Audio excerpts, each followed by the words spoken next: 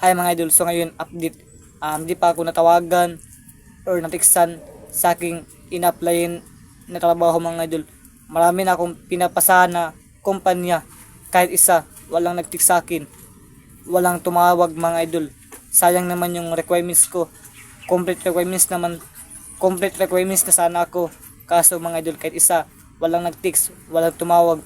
Gusto ko na sana magtrabaho mga idol para matulungan ko yung dalawang kapatid ko sa pag-aral nila sa college, kasi yung mama at papa ko hindi na nila kaya magtrabaho kasi yung papa ko matanda at saka yung mama ko matanda na din mga idol.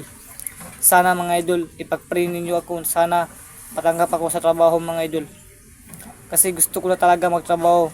Sayang naman yung kapatid ko kapag huminto sa pag-aaral mga idol. Yung isa third year college, yung isa mag fourth year college na mga idol.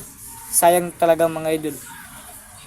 Gusto ko na sana magtrabaho mga idol para matulong ako sa dalawa kong kapatid at sa magulang ko mga idol. Kahit ako, kahit ako huminto lang muna sa pag-aral mga idol. Ang importante yung dalawang ate kong makapag-aral. At kapag matapos na sila mag-aral mga idol, ako na naman yung papaaralin nila mga idol. So, kailangan ko muna huminto sa pag-aral mga idol.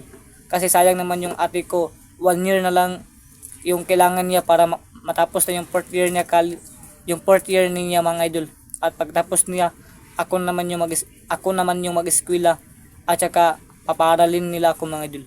Sana ipag-pray niyo ako na matanggap ako sa aking in-apply na trabaho mga idol. Sana hindi kayo magsawa, magsuporta sa akin at mag-share ng aking mga video mga idol.